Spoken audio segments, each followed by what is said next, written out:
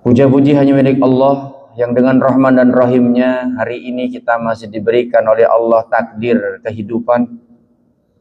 Karenanya kehidupan ini sesungguhnya bukan milik kita, tapi milik Allah Al-Hayyu, milik Allah Al-Muhyi. Segala puji bagi Allah yang dengan takdirnya kita dikumpulkan pada pagi hari ini. Karena kumpulnya kita bukan karena apapun, bukan karena siapapun, tapi kumpulnya karena atas izin Allah Al-Jami yang Maha menghimpun.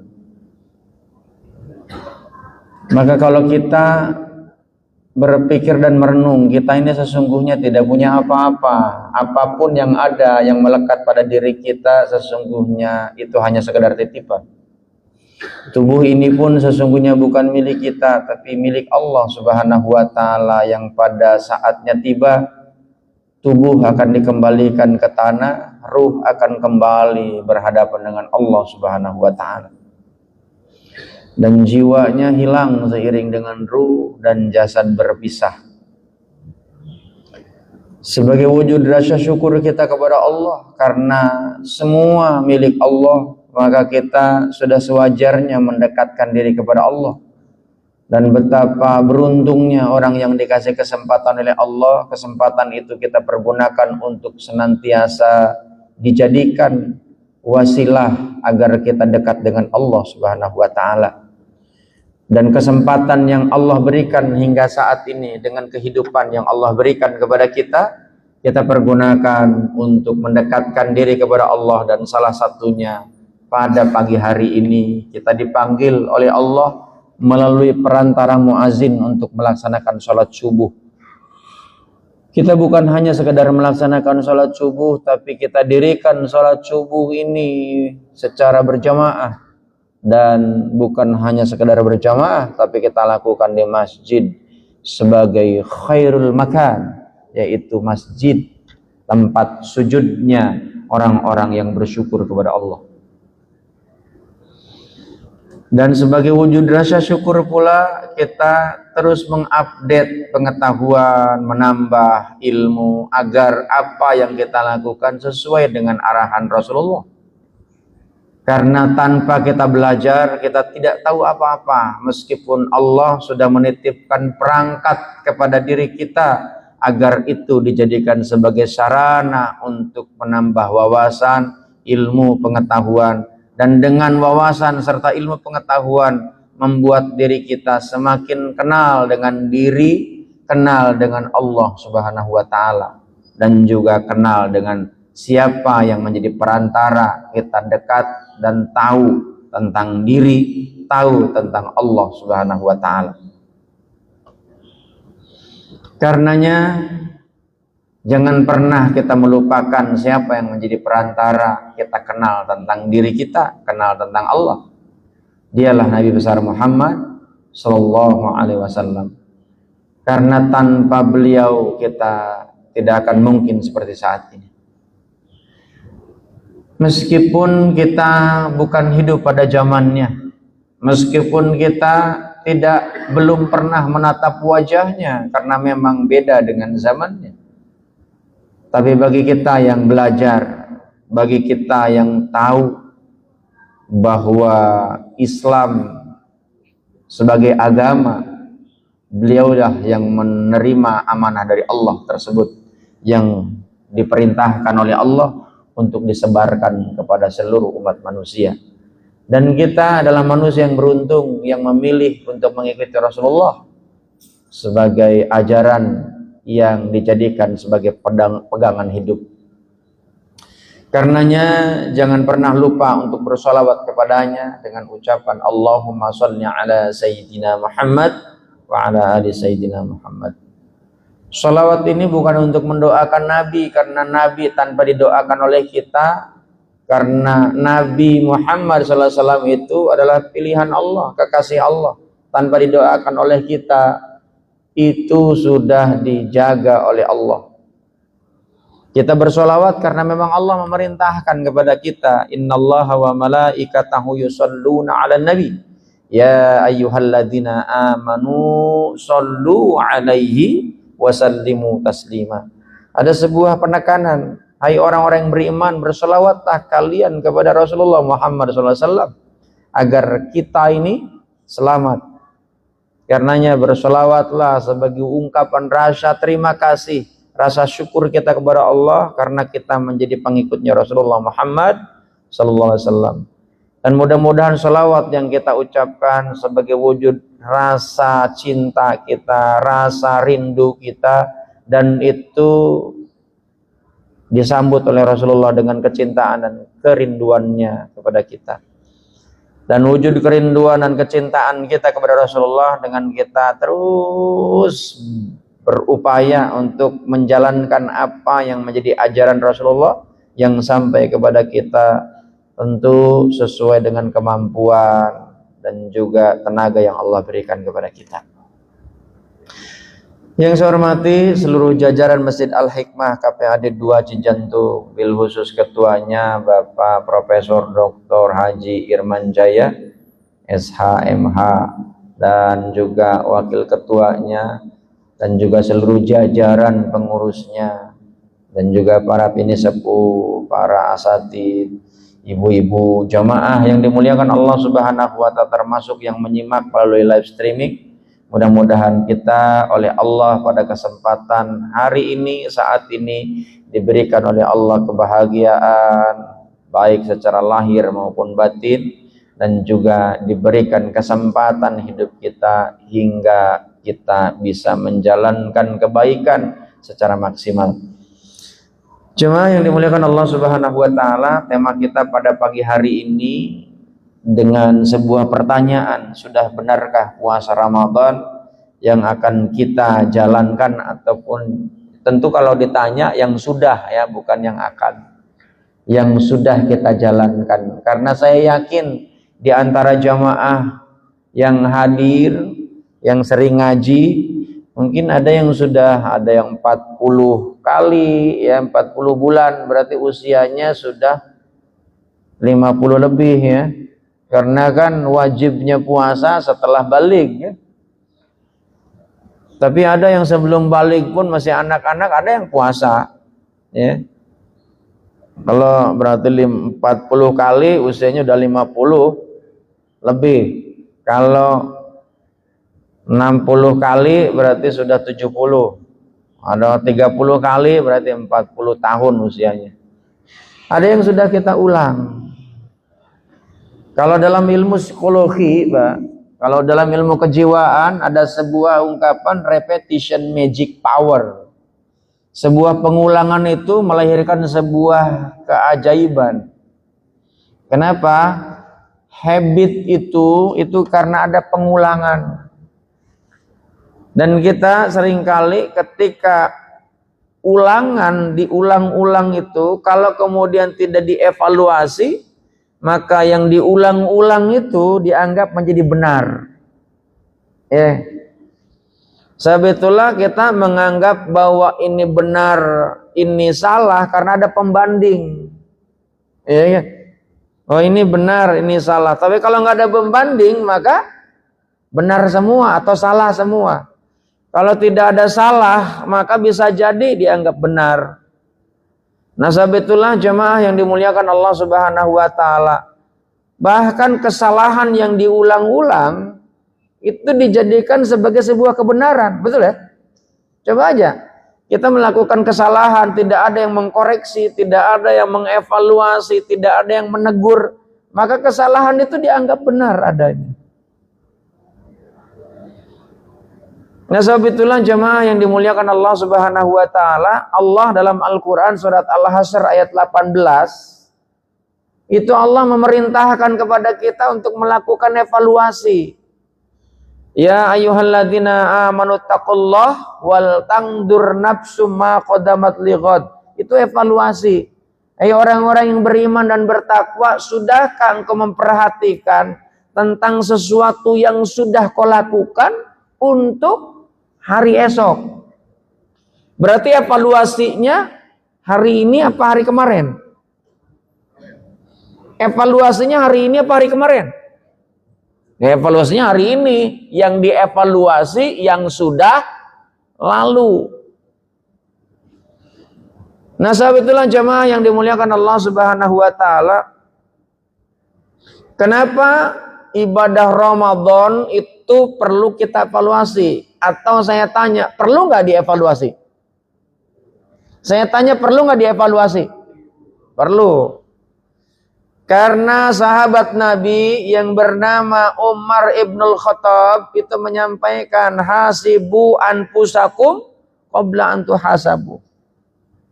Evaluasilah dirimu terhadap apapun sebelum kita kelak di yaumul qiyamah dievaluasi oleh Allah. Kalau Allah yang mengevaluasi, jangankan Allah, malaikat yang mengevaluasi kita udah nggak bisa berkutik gitu.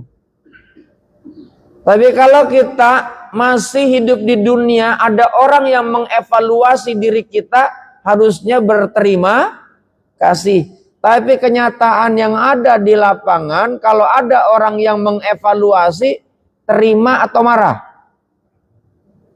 Terima atau marah?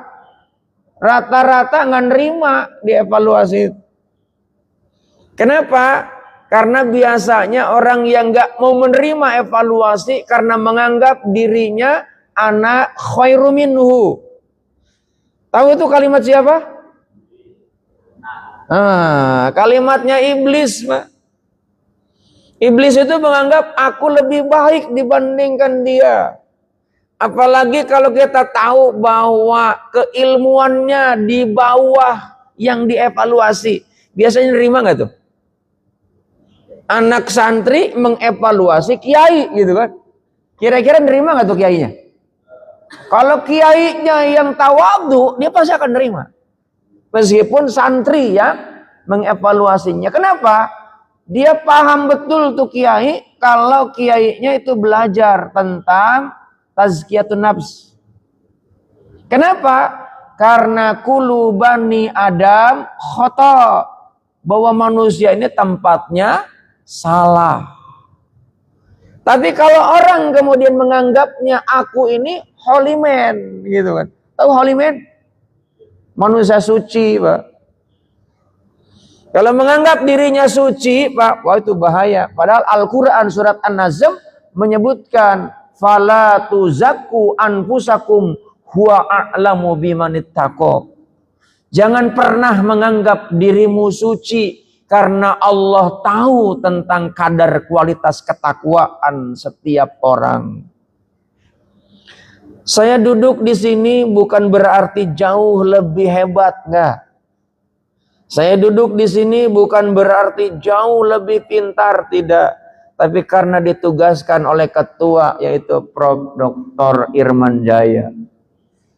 Maka saya duduk di sini. Kalau nggak ditugaskan ya saya duduk juga. Ya, di bawah. Jadi jemaah yang dimuliakan Allah Subhanahu wa taala, kenapa ibadah Ramadan khususnya puasa itu harus dievaluasi?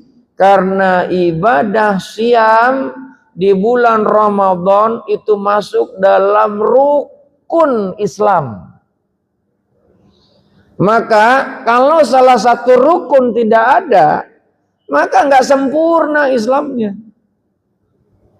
Makanya jamaah yang dimuliakan Allah Subhanahu wa taala, Islam sebagai sebuah ajaran agama itu punya inti ajaran agama yang kita yakini.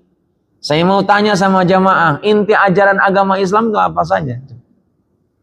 Satu? Apa inti ajaran Islam? Nah ini. Ada akidah, ada syariah, ada akhlak. Ini inti ajaran Islam. Kalau ada salah satu yang nggak ada, Pak, maka bukan dianggap orang Islam. Ada akidah, ada syariah, ada akhlak. Akhlak adalah perwujudan dari keyakinan yang kita miliki. Maka di imannya orang Islam itu ada rukunnya. Ada syaratnya. Rukunnya iman bagi orang yang beragama Islam ada berapa? Rukun iman ada berapa? Ini pelajaran TPA ini. Ya. Yang bisa jadi kita belajar tinggi-tinggi rukun imannya lupa. Sehingga kita ini melakukannya karena untuk apa gitu.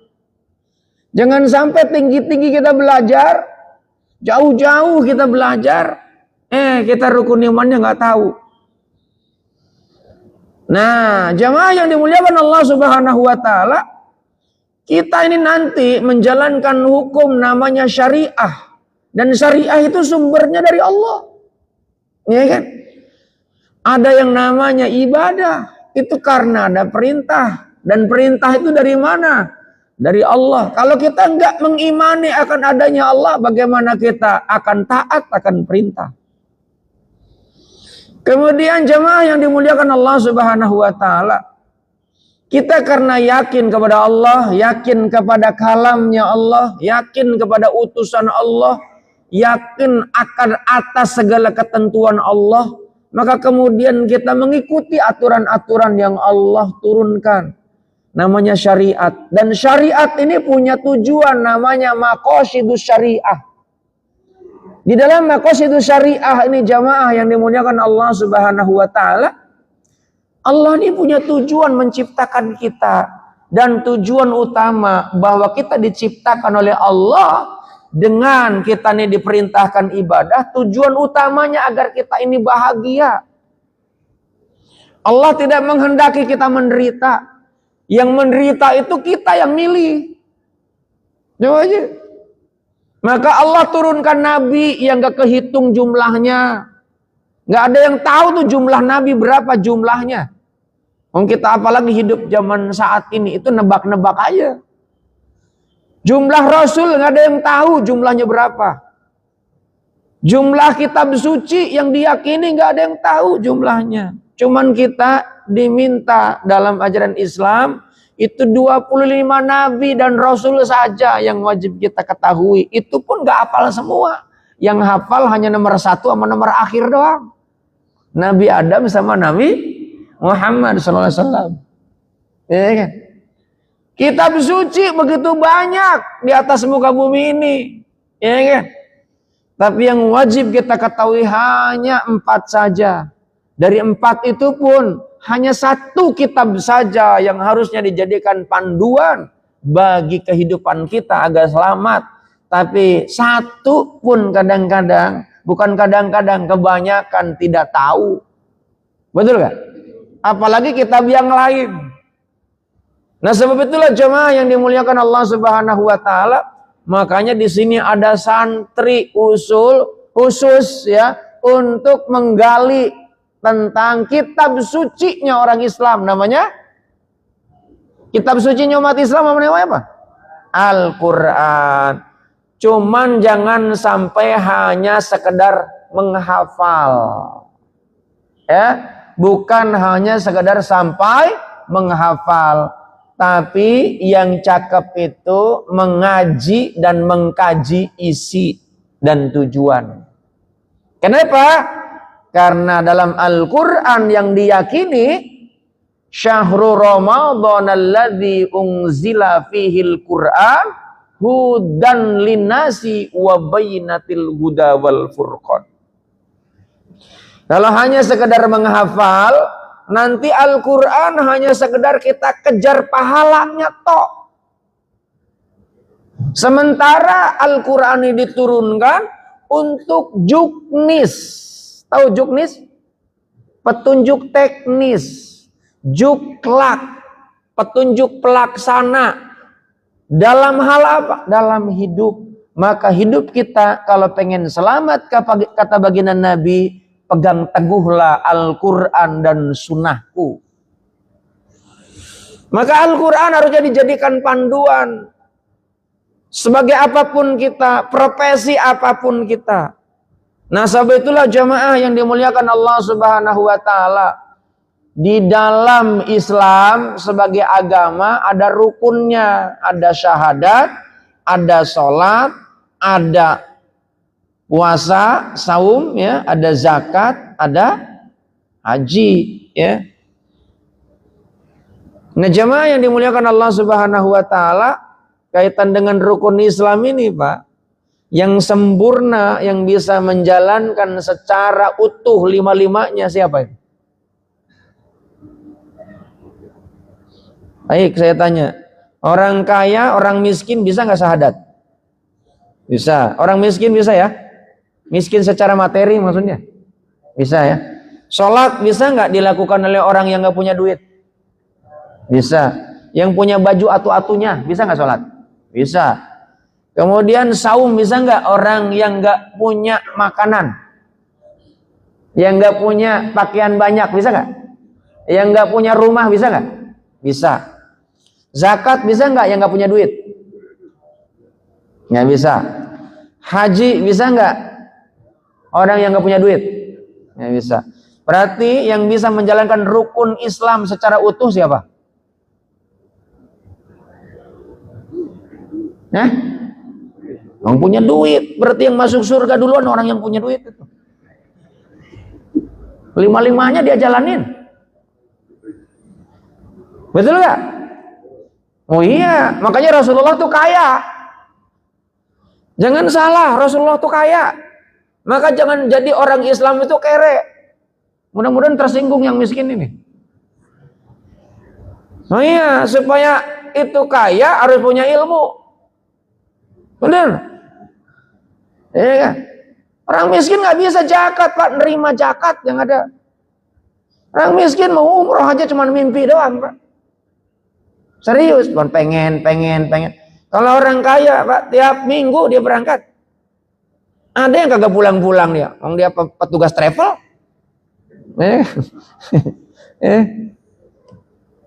Makanya jadi orang Islam, jadilah orang yang kaya, jadilah orang Islam, jadilah orang yang pintar, jadilah orang Islam, orang yang berpuasa, gitu. Nah, saya bukan membahas itu, tapi membahas tentang evaluasi ibadah siam. Dan siam ini, jamaah yang dimuliakan Allah Subhanahu wa taala, saya menyebutnya adalah self controlling. Mengontrol diri. Kita ini kalau nggak dikontrol, Pak, liar, Pak. Coba aja. Yang mengontrol siapa? Karena keimanan. Puasa menjadi wasilah. Tapi yang intinya adalah iman. Makanya kalau puasa tidak didasari dengan keimanan, nggak bisa mengontrol juga. Laki-laki ini kalau nggak dikontrol, Pak, nggak boleh lihat yang jidat licin. Serius itu. Maka kemudian karena ada keimanan, tundukkanlah pandanganmu. Meskipun aki-aki, Pak. Serius itu. Kalau yang masih normal, kecuali yang memang error tuh. Laki-lakinya suka sesama lelaki. Tapi kalau yang normal, Pak, udah punya istri atu, pengen 2. Udah 2, pengen 3. Ada kan, habis banjir nikah lagi, ada kan? Ada nggak? Yang beredar itu di medsos kan? Nggak boleh disebutin namanya, itu bukan gibah gitu di sini, ya kan?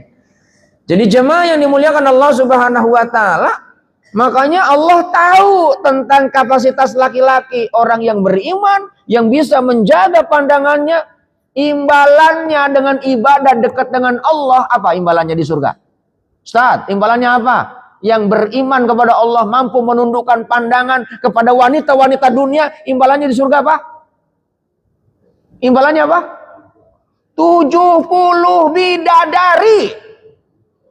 Ini bukan eksploitasi, bukan. Ini ayat Al-Quran. Makanya kalau di dunia udah kebanyakan nyicipin bidadari, di surga kagak dapat. Udah bosan di dunia. Kan? Kalau gitu Allah pilih kasih dong. Masa wanita nggak dikasih? Dikasih juga. Cuman wanita karakternya sukanya apa wanita? Yang disukai oleh wanita apa? Perhiasan. Wanita tuh sukanya perhiasan. Dan sebaik-baik perhiasan tahu nggak apa? Wanita soleha ad-dunya mataun wal mata'iha al mar'atu soleha. Makanya wanita itu siapa coba? Punya tas. Tasnya cari yang mahal, namanya Louis Vuitton, Gucci, ya kan? Terus apa lagi? Hermes. Kita taunya kremes, Gucci, ya kan? Itu kalau mau ngaji, itu tasnya pilih-pilih dulu. Ya kan? Padahal isinya cuma risol sama sapu tangan. Sama tisu. Ya kan? Kalau di pengajian itu diisiin sama risol. Ya kan? Itu tas Gucci mahal-mahal diisi risol. Jemaah yang dimuliakan Allah Subhanahu wa taala, maka saum ini adalah fungsinya untuk mengontrol diri. Dengan cara apa mengontrol diri? Oke, lihat. Manusia yang masih hidup itu ada 3 makhluk yang bersemayam di dalam dirinya. Itulah yang dalam bahasa sempurna disebut dengan insan kamil. Ya, insan kamil, bukan Ridwan Kamil, ya kan? Insan kamil. Ya. Insan kamil ini adalah makhluk yang sempurna, namanya manusia. Ketika manusia ini mengenali 3 makhluk yang baik yang ada di dalam diri kita ini. 3 makhluk itu apa saja? 1 adalah ruh. Ruh ini adalah makhluk Allah. Yang kedua adalah jasad. Jasad ini pun Allah yang ciptain, bukan kita. Makanya jangan coba otak-atik jasad yang sudah Allah ciptakan untuk kita. Oh, ini ada biasanya itu orang yang tidak puas dengan wajah, dioprek-oprek itu wajah, Pak. Ya. Nah, kemudian seiring dengan digabungnya oleh Allah antara ruh dengan jasad, maka nanti ada makhluk berikutnya yang muncul, namanya jiwa. Itu jiwa adalah penggabungan antara ruh dengan jasad. Kalau saya strukturkan seperti ini, ini ada raga, ada sukma, ada jiwa. Itu bahasa kitanya begitu. Ada body, ada mind, ada soul. Ada IQ, ada EQ, ada SQ. Ya. Nah, saum wilayahnya di tengah-tengah. Mengendalikan yang namanya jiwa kita. Mengendalikan tentang perasaan kita. Maka jamaah yang dimuliakan Allah Subhanahu wa taala, saum yang diturunkan oleh Allah itu punya tujuan. Sementara manusia ini kalau nggak dikendalikan liar. Tapi ada makhluk yang ada di dalam diri kita ini taat karena memang karakternya dari awal taat.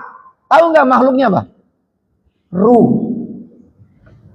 Ruh ini, Pak, adalah makhluk Allah yang paling taat kepada Allah yang ada pada diri manusia itu. Dari mana saya tahu? Buka Al-Quran surat ke-7 ayat 172. Di dalam Al-Quran surat ke-7, surat apa itu adik-adik? Surat Al-A'raf 172. Ada yang hafal? Ada yang hafal? Nah, coba baca. Ada yang hafal ya? Ini para hafiz nih. Al-A'raf ayat 172. Apa itu kalimatnya? Wa id akhadha rabbuka min bani Adam min duhurihim dzurriyyatahum wa ashhadahum ala anfusihim alastu bi rabbikum qalu bala syahidna. Ruh kita ini dulu dikumpulin sama Allah, ditanya oleh Allah, "Hai ruh, siapa kamu?" "Siapa aku?" Kata ruh jawab, "Engkau adalah Rabbku ya Allah, dan aku adalah hambamu. Dan saat ini aku bersimpuh dan bersumpah kepadamu dengan ucapan asyhadu alla ilaha illallah wa asyhadu anna Muhammadar Rasulullah." Oh, kenapa ngucapin wa asyhadu anna Muhammadar Rasulullah? Karena ruh Muhammad diciptain duluan. Jadi jemaah yang dimuliakan Allah Subhanahu wa taala, ruh udah tahu itu. Maka kemudian kalau lahir ke dunia ada orang beda-beda keyakinannya. Rasulullah ngasih informasi sama kita. Apa informasinya? Al-waladu yuladu alal fitrah ila fa'abawaini. Manusia ini dilahirkan dalam kondisi yang fitrah. Fitrahnya itu sebetulnya baik manusia ini. Yang membuat menjadi tidak baik karena didikan kedua orang tua. Ila fa'abawaini. Yuhawidani, yumajisani, yunasironi. Mau apapun menjadi apa, itu tergantung didikan. Makanya tuh kita ini saat ini menjadi beragama sebagaimana agama yang kita anut saat ini karena doktrin orang tua. Nanti setelah dewasa kita kan menentukan pilihan. Betul gak? Karena kita sudah balik. Itu tanggung jawab masing-masing. Waktu masih dalam bimbingan orang tua yang punya tanggung jawab. Makanya kalau kemarin tuh ada bullying, ya, itu anak-anak melakukan bully, itu tanggung jawab orang tua. Kalau ada orang tawuran, Pak, itu di luar jam sekolah, yang tanggung jawab orang tuanya itu. Panggil itu orang tuanya. Kalau kemudian ada tawuran di jam sekolah, itu gurunya yang dipanggil. Kenapa jam sekolah ada tawuran? Berarti sekolahnya gurunya kagak ada. Tawuran lagi pengajian, berarti penceramahnya nggak datang. Kalau ada pengajian tawuran, bisa juga ya kan, jamaahnya kagak ngikut pengajian ya kan. Jadi jamaah yang dimuliakan Allah Subhanahu wa taala, maka ruh kita ini dulunya taat. Begitu masuk ke tubuh, tergantung, Pak. Nanti ruhnya dikuasai oleh jiwa. Kenapa dikuasai oleh jiwa? Jiwa itu isinya apa aja? Isinya ada hawa nafsu, ada syahwat, ada nurani, ada akal. Itu di jiwa, bukan di ruh. Nanti, tergantung. Kalau ruh mempengaruhi jiwa, jiwanya menjadi taat. Tapi kalau jiwa dipengaruhi oleh jasad yang kebanyakan makan, yang makan itu adalah jasad. Coba orang yang serakah, itu biasanya jiwanya yang serakah itu. Yang kemudian dimunculkan dengan amaliyah yang serakah. Ya kan? Saya kemarin baru selesai sampai jam 9 malam, dari pagi sampai jam 9 malam, membuat sebuah program pelatihan namanya Spiritual Mental Building, itu bagi para ustazah. Kemarin kita ngadain di Hotel Aston Fluid. Itu yang support itu GXB itu kan GXB, Jakarta Propetindo, namanya Jakpro. Dia punya hotel di Fluid namanya Aston Fluid. Sebenarnya ada yang saya undang juga di sini, tahu nyampe apa enggak? Cuman gak ada yang hadir karena mungkin kejauhan. Ya, kan saya suka ngisi bukan di sini aja, tapi di yang di bawah itu, masjid apa namanya, Ar-Raudhah ya. Nah saya undang itu tapi nggak hadir. Itu ibu-ibu begitu dikasih konsumsi, ya kan, disuruh ngambil atuk, ngambil 4.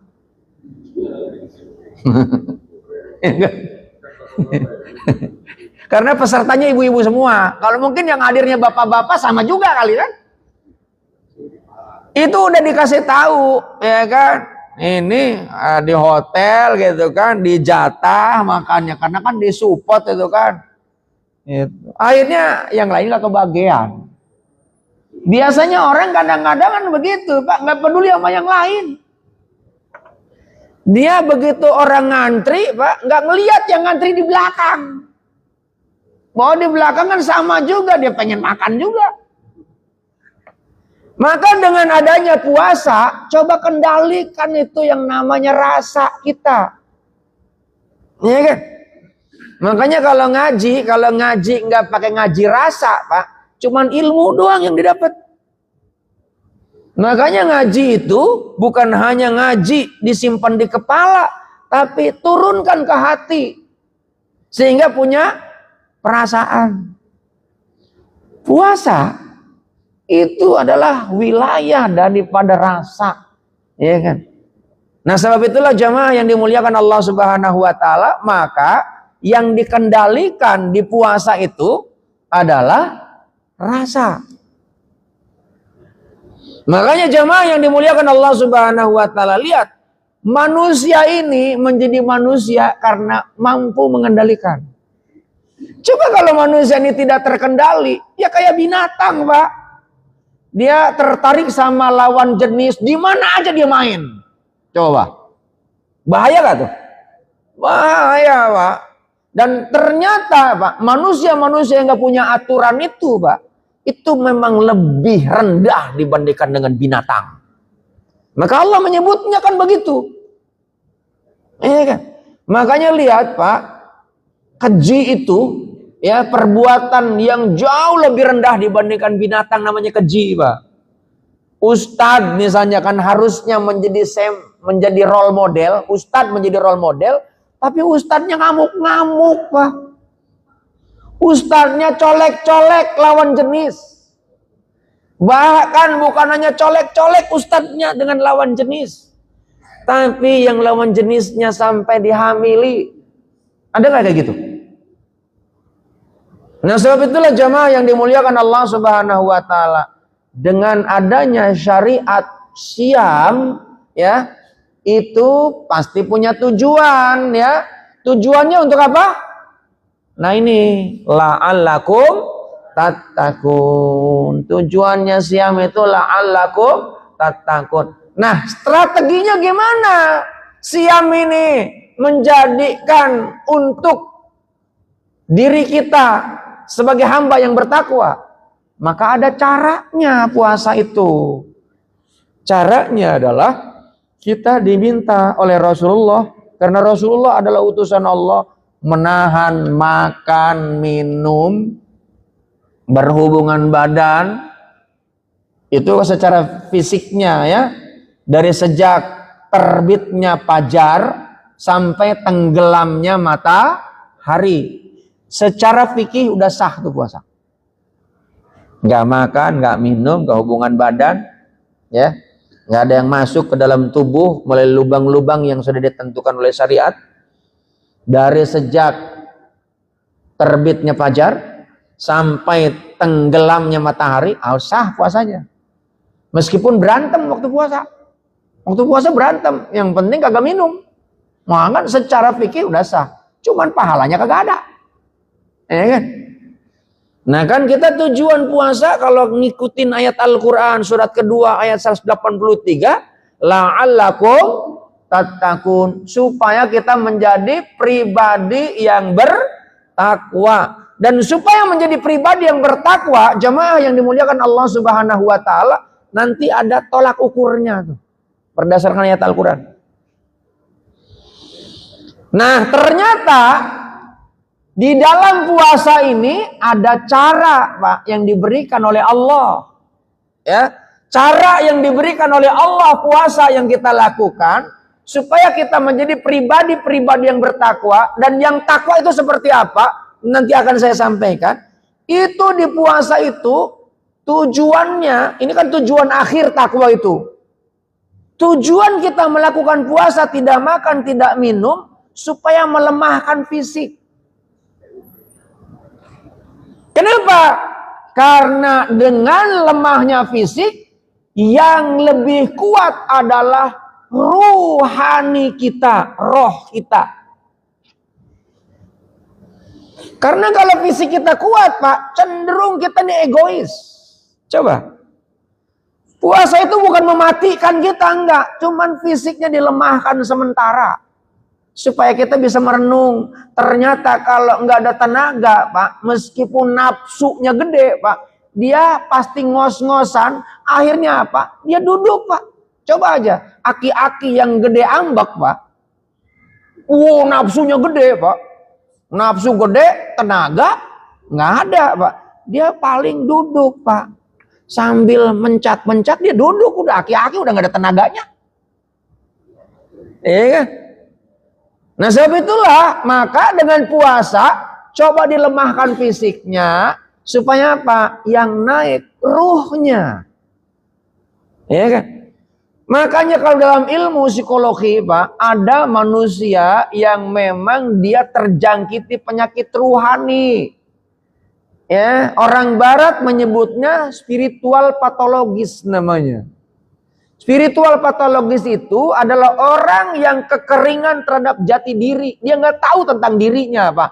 Orang yang nggak tahu dirinya, Pak, padahal bukan ketua DKM, tapi laganya kayak ketua DKM, Pak. Itu nggak tahu diri namanya. Ya kan? Betul nggak? Oh iya.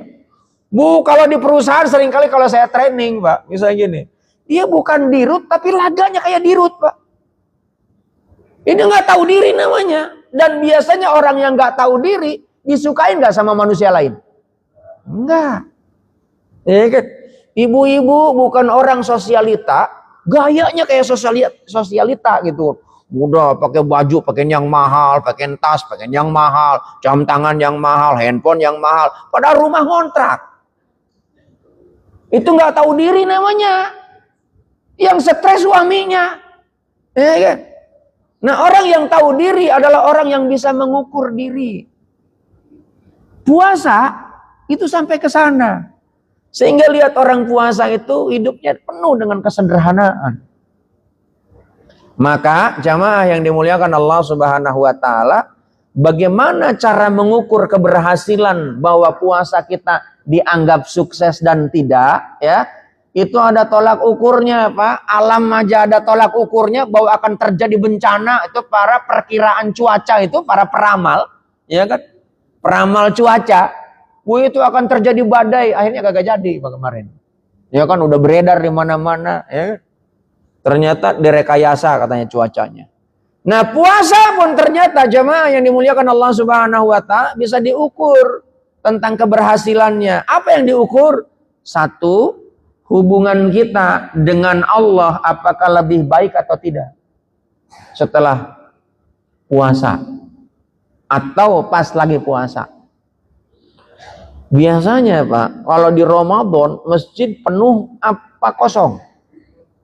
Kalau kajian, penuh, Pak. Kenapa? Karena ruhnya lagi naik, Pak.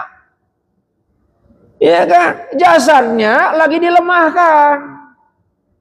Ya, jasadnya lagi dilemahkan. Dan biasanya kalau orang yang kebanyakan memperhatikan jasad, Pak, itu jiwanya akan dikendalikan oleh jasad. Sehingga lihat jasad itu apa? Sakit, ya kan? Jasad itu sering kecewa, jasad itu sering marah, ya kan? Itu sebenarnya karena itu kerjasama dengan jiwa. Jiwanya dikuasai oleh jasad, akhirnya semuanya dikuasai oleh jiwa. Jiwanya itu lebih cenderung yang negatif. Sebagaimana yang tertuang dalam Al-Quran surat Yusuf ayat 53. Inna nafsa la amaratu bisu. Tapi ada lanjutannya itu. Ila marohima rabbi, kecuali jiwanya yang sudah mendapatkan pencerahan dari Allah. Bagaimana caranya? Tadi ruh harusnya menguasai jiwa. Makanya orang yang jarang mendapatkan santapan ruhani, ruhnya pasti kering, Pak. Ruhnya pasti kelaparan, Pak. Kita kebanyakan santapan jasmani. Kalau di Masjid Al-Hikmah itu setelah santapan ruhani ada santapan jasmani. Makanya mejanya udah disiapin. Kamu tahu kan kita udah sering di sini kan. Kan? Bahkan ada yang nambah santapan jasmaninya. Giliran santapan ruhani, Pak, waktunya habis. Gitu. Coba kan. Nggak mau lama-lama kalau santapan ruhani. Giliran santapan jasmani, kita dari pagi sampai sore aja, Pak. Dia kuat itu. Maka tidak heran, Pak, lihat orang-orang yang kebanyakan memikirkan jasmani, Pak, biasanya obesitas, Pak. Banyak setannya, Pak. Setan kolesterol, setan asam urat, setan jantung kolonel, kan? Nih, sakit jantung baru kolonel aja udah ini kan, coba belum yang brigjen. Kan? Jadi jemaah yang dimuliakan Allah Subhanahu wa taala, maka untuk mengukur keberhasilan puasa kita nanti ini, berarti kan hari ini kita mengevaluasi yang lalu nih, tahun lalu. Kita ini semakin dekat ke sama Allah. Kalau kita semakin jauh dengan Allah, dengan tatanannya, nggak berhasil tuh puasa. Cuman hanya lapar dan haus saja. Yang kedua, hubungan kita secara horizontal. Kalau vertikal kepada Allah, horizontal kepada sesama. Saum yang kita lakukan melahirkan kecerdasan sosial atau tidak? Kalau saum yang kita lakukan, kita nggak peduli sama orang, udah saumnya, udah. Itu nggak berhasil.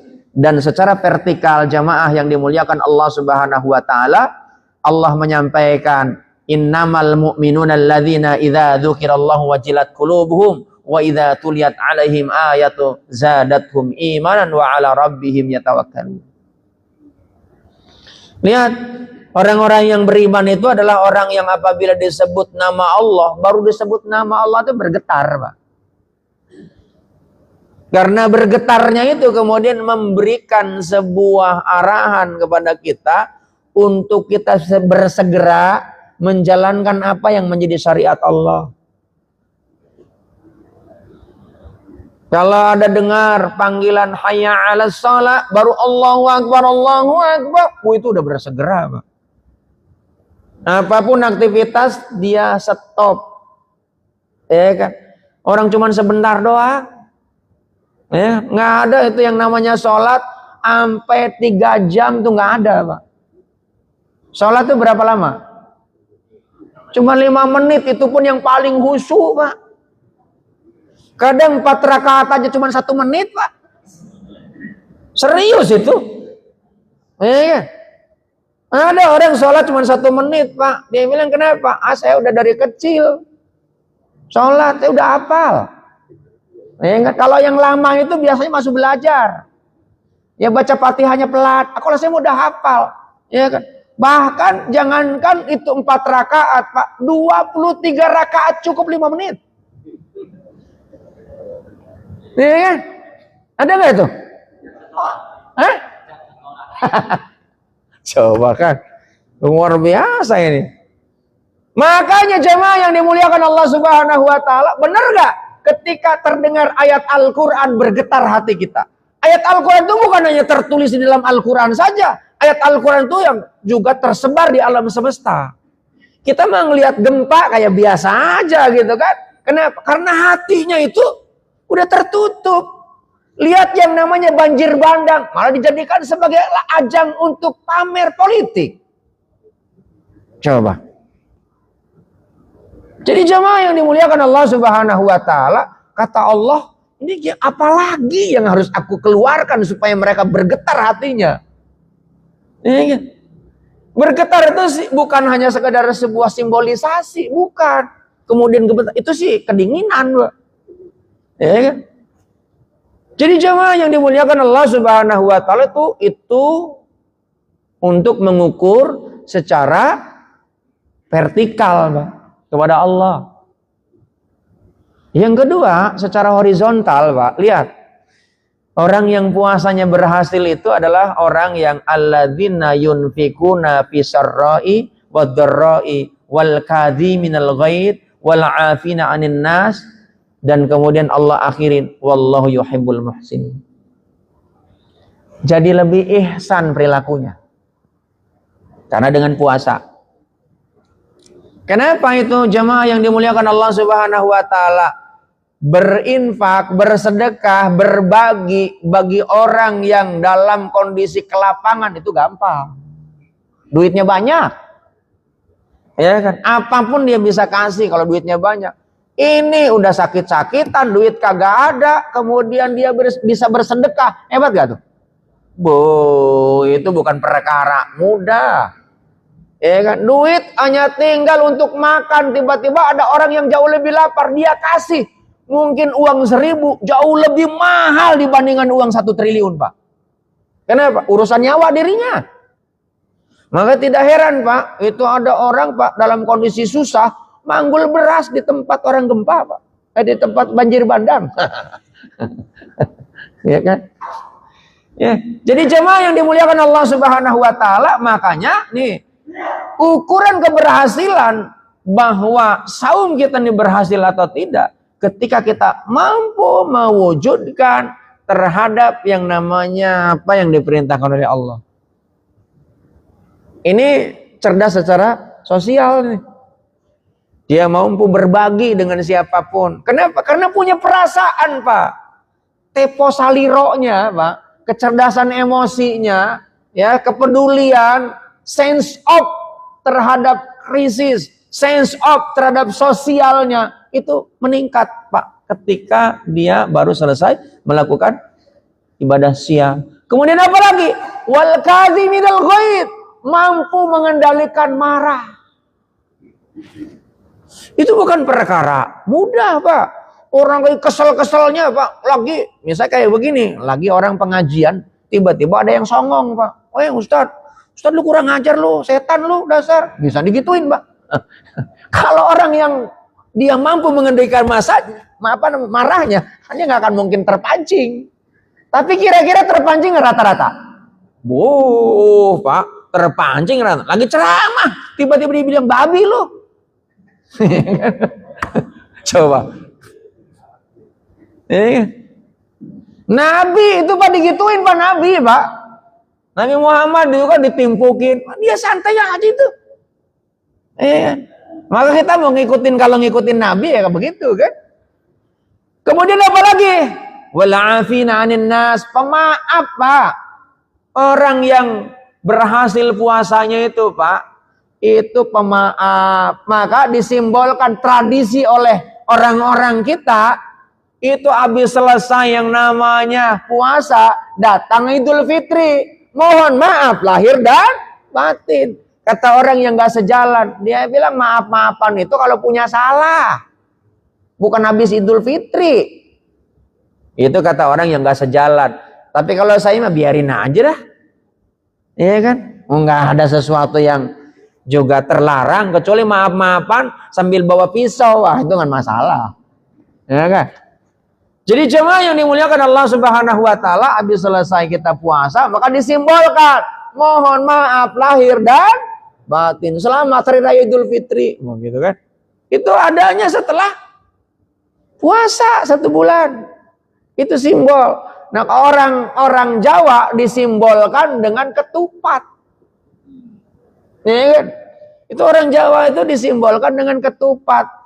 Ketupat itu ada maknanya. Itu nanti saya bahas ya. Nanti kalau diundang lagi tapi. Ya kan?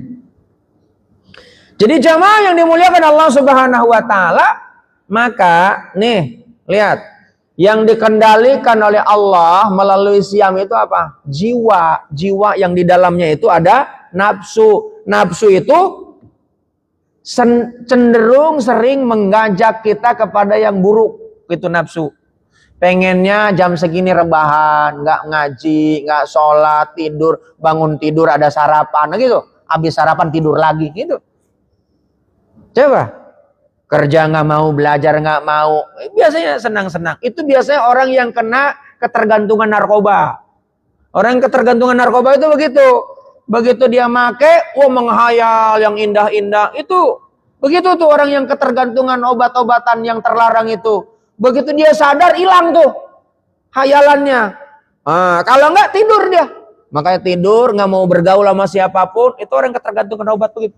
Makanya bahayanya di situ. Nah, kita jangan kebanyakan ngayal. Ya kan? Orang menghayal itu, Pak. Itu kerjanya setan. Tulul amal namanya. Nah, sebab itulah puasa itu mengendalikan, bukan membunuh. Membunuh apa? Mengendalikan apa? Mengendalikan nafsu. Supaya nafsunya itu terkendali. Dengan cara apa? Dengan cara kita coba laparkan diri kita, lemahkan fisik kita. Karena nafsu itu akan memuncak ketika kita kebanyakan makan kambing. Coba kan?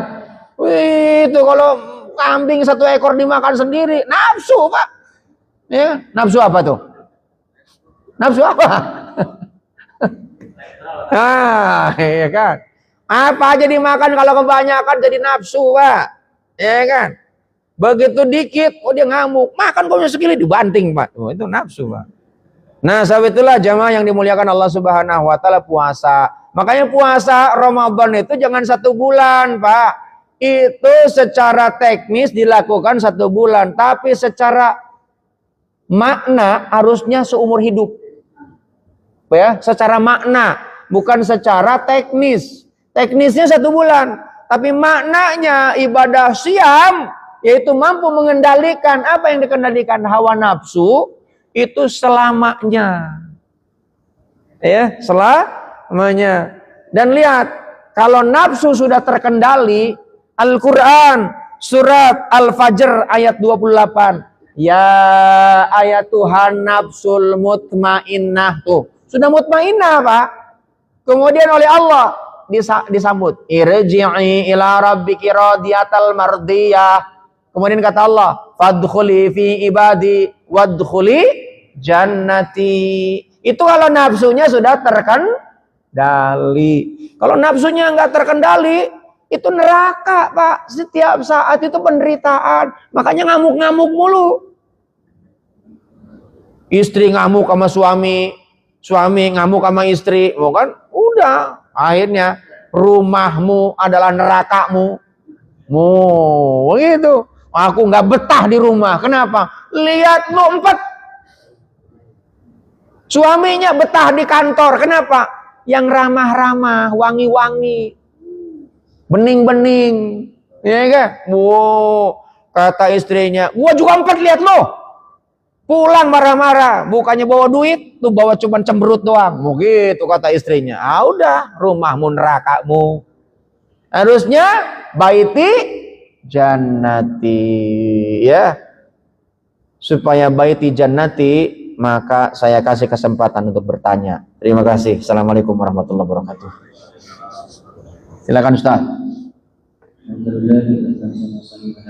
Ada yang nanya. Jadi di sisi acara yang ketiga yaitu kita jawab bagi Bapak Ibu atau silakan Ustaz. Mic-nya boleh dikasih ke sana? Nah, lari.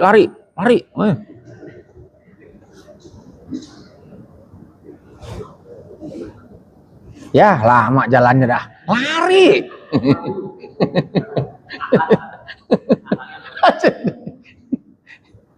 Makanya bicara puasa kan melaporkan kalau bukan Ramadan, kalau lapar kita tidur kan.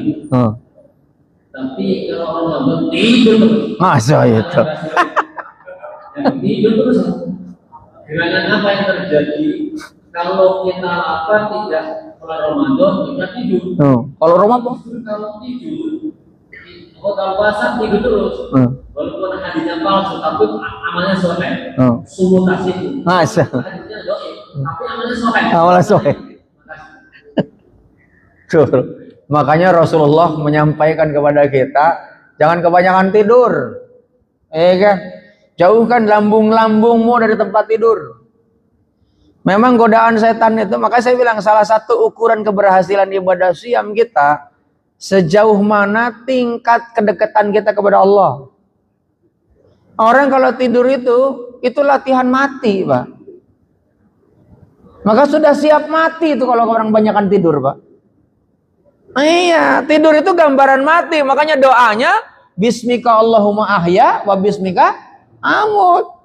Makanya jangan kebanyakan tidur. Kalau kebanyakan tidur itu udah siap mati itu. Orang hidup itu bergerak. Orang hidup itu ya bergerak. Jangan kemudian kebanyakan tidur. Meskipun di Ramadan. Ya kan, tapi saya kan sahur. Lagi salah sendiri, sahurnya tengah malam. Maka yang benar sahur itu di 1/3 malam terakhir, di terakhirnya itu yang sunnah itu. Yang menjelang itu ada mau subuh. Kita kan lihat karena ada jam sekarang itu kan lebih mudah. Pemerintah bahkan lembaga-lembaga dakwah itu buat yang namanya tabel. Ya, di Indonesia bahkan ada batasan imsak. Meskipun imsak itu sendiri namanya puasa. Nama lain puasa namanya imsak. Gitu. Memang betul, hadisnya bukannya doib, palsu. Hadisnya palsu, tapi sahih dalam amaliyahnya. Oh gitu. Betul itu. Jangan kebanyakan tidur, masjid pada geletak. Saya kalau ngisi kajian di kantor, Pak, bukan ngedengerin, tidur, Pak. Masya Allah. Iya kan? Coba. Itu ukuran keberhasilan Ramadan kita. Produktif apa tidak? Maka seringkali saya sampaikan kalau ngisi di kantor, tolong kalau Ramadan itu masuk jam kerja jam 7. Yang biasanya jam 8. Supaya nggak ada celah untuk tidur lagi. Nanti udah datangnya siang, pulangnya lebih awal. Kenapa? Karena kasih toleransi kalau Ramadan untuk sholat bisa berjamaah di rumah. Emang hanya Ramadan berjamaah? Berjamaah itu bisa di mana aja. Yang penting di masjid. Gitu. Ya. Jadi kira-kira begitu, Ustaz. Ya, ada lagi yang lain? Silakan. Ibu-ibu, tadi kayaknya udah ngangkat tangan. Nggak tahu ngangkat tangan mau nanya apa mau pulang. Ada? Nggak ada, ibu-ibu. Ada yang mau nanya nih, ibu-ibu? Kasih mic-nya.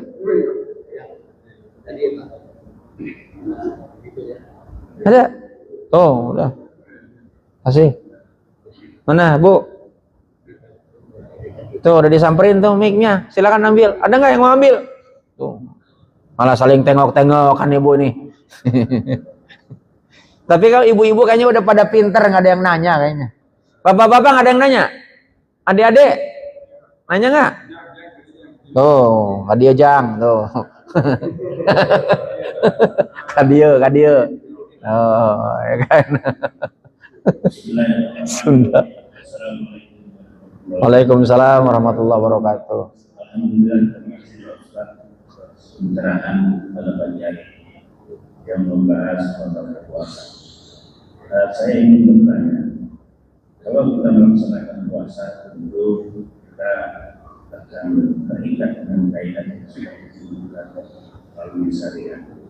Nah, kita sebagai umat Muslim yang juga punya aktivitas, memang tadi Pak Ustaz mengulas bahwa jangan banyak dulu, tapi justru itu kan satu sisi membawa pengaruh juga bagi kita untuk tidak melihat hal-hal yang terlarang dan mendengar hal-hal yang juga tidak baik bagi kita.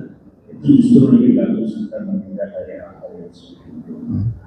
Yang ingin saya tanyakan masalah puasa ini, apa yang dapat kita lakukan supaya kita bisa bertambah ihsan? Apakah hanya dengan melakukan ibadah yang dikhususkan saat puasa seperti membaca Al-Quran atau apapun, sementara kita yang sedang melakukan aktivitas sebenarnya juga bisa dinilai dengan ibadah. Kira-kira apakah itu lebih baik kita lakukan? Karena kalau orang yang punya aktivitas itu kadang-kadang batasan waktunya untuk membaca Al-Quran di sana, berpikir atau apa itu tidak terbatas. Apakah ada kegiatan-kegiatan lain yang bisa menambah iman dan menambahnya mahal kita pada saat kita melaksanakan puasa? Itu saja, Pak Ustaz. Terima kasih. Wassalamualaikum warahmatullahi wabarakatuh. Waalaikumsalam warahmatullahi wabarakatuh. Kaitan dengan tidur, sebetulnya kan Rasulullah udah ngajarin kaitan tidur. Ayat Al-Quran itu menyebutkan bahwa malam itu adalah waktu untuk istirahatmu. Kalau ada orang mengambil malam dipergunakan untuk mendekatkan diri kepada Allah, Allah pun tahu tentang kapasitas kemampuan tubuh kita. Dan Allah memberikan sepertiga malam terakhir. Bukan sepanjang malam. Kalau sepanjang malam, Pak, tepar kita, Pak. Karena kita nih punya kapasitas. Nah, itu banyak yang keliru kita memahami itu, Pak. Rasulullah itu, Pak, salat tarawih itu di mana? Kita lebih ngejar salat tarawih daripada salat isya, Pak. Kalau Ramadan, betul gak? Salat isyanya malah ditinggalin, tarawihnya diikutin. Begitu ada orang habis sholat isya, dia pulang, diomongin, Pak. Itu orang kagak tahu diri. Itu orang yang ilmunya sempit, Pak. Tarawih itu bisa di rumah. Apalagi orang yang kerja, Pak. Kalau begitu nih, Bapak nih provokator nih, kata saya. Nanti bulan Ramadan tarawihnya sepi. Ya terserah lah. Justru yang harus kita ramaikan sholat isya, Pak. Sholat isya. Makanya saya baca dalam kitab ini Al-Hikam. Ini puasa supaya diterima itu, Pak. Sholat 5 waktu terpelihara dengan baik. Harus dijaga itu. Kalau bisa, Pak, di bulan Ramadan itu 5 waktu berjamaah. Saya melakukan, Pak, melakukan bukan dalam rangka takabur, enggak, tapi tahadus bini'mah. Saya ketika mau ketemu, katakanlah ada undangan mau rapat, mau meeting, saya atur waktu, Pak. Saya tinggal di Pasar Minggu, mau ketemu orang, katakanlah direktur utama di daerah kota. Ketemunya itu jam 1. Bagaimana caranya supaya saya tidak telat ketemu sama mereka, tapi dengan Allah pun saya tidak telat. Maka saya atur waktu, Pak. Saya lihat Google Map, Pak. Itu teknis, Pak. Lihat itu jalan merah apa enggak. Kalau dalam kondisi yang macet diukur waktu, Pak, kira-kira itu ada berapa masjid yang saya lewati. Maka saya ngukur. Saya kemudian, Pak, supaya saya tidak lama juga nunggu ketemu sama orang, saya nunggu, Pak, sholat zuhur di masjid, atau misalnya di kantornya itu ada masjid apa enggak, saya cari masjid dulu. Sambil saya berdoa, ya Allah, tolong luluhkan tuh hati yang akan saya temui supaya proyeknya lancar. Begitu, Pak. Minta sama Allah, Pak. Begitu ketemu, Pak, ya ternyata, Pak, proyeknya nggak jadi, Pak. Wah, itu ujian berat, Pak. Jangan sampai begitu habis berdoa sama Allah, Pak, kita katanya minta Allah dikabulkan. Hehehe. Yang dikabulkannya itu supaya hati kita jauh lebih kuat, Pak. Kuat nggak dikasih godaan sama Allah? Kita udah dekat sama Allah, biasanya Pak lebih berat, Pak, godaannya, Pak. Ujiannya lebih berat, ya kan? Dan biasanya rata-rata yang rajin ibadah, Pak, ekonominya rata-rata morat-marit. Itu masih bisa bertahan nggak? Yang ekonominya banyak bukan berarti itu imannya nggak bagus, Pak. Enggak. Ya, tapi ujiannya tuh berat-berat memang. Dia bisa tetap bertahan apa enggak? Yang kedua, ini agar puasa kita diterima tidak banyak bicara, Pak. Ngomong yang penting-penting aja. Kadang-kadang, Pak, sambil bercanda ada dustanya. Ya kan? Saya kemarin habis ketemu, padahal kagak ketemu. Itu niat bercanda, tapi itu jadi masalah. Itu dusta, Pak. Kemudian menjaga akhlak kita, Pak. Akhlak itu apa? Akhlak itu segala sesuatu yang dilakukan oleh makhluk yang sesuai dengan maunya Khalik, itu namanya akhlak. Ya. Apa yang diperintahkan oleh Allah kita jalankan. Kemudian tidak berlebihan dalam makan, sahur, saat berbuka. Kenapa? Karena ada orang, Pak, itu kayak kesetanan, Pak, kayak buka, Pak, waktu buka. Apa aja, Pak, dibeli, Pak, lapar mata, Pak. Padahal puasa itu mengendalikan, kan? Ini kalau di rumah saya, Pak, di Pol Tangan, itu pinggir jalan, kalau saat dari jam 4, Masya Allah, macet, Pak. Orang pemburu takjil. Saya ini kalau bulan puasa, Pak, itu bulan hemat, Pak. Alhamdulillah pengeluaran paling hanya cuma 20%, Pak. Bahkan itu lebih hemat 90%. Kenapa? Selama bulan Ramadan saya diundang ceramah kemana-mana, Pak. Pulang bawa tentengan. Ya kan? Jadi di rumah kagak masak, makanya hemat. Bahkan 100% hemat kagak masak. Kalau bulan Ramadan tuh jauh bulan hemat, Pak. Kemudian apa lagi, Pak? Perbanyak bersedekah, perbanyak baca Quran, ya kan? Oh, tapi kan saya kerja. Emang baca Quran menyita waktu? Enggak. Ya kan, bisa di jalan, bisa waktu-waktu luang. Ya kalau rapat, masa lagi rapat baca Quran?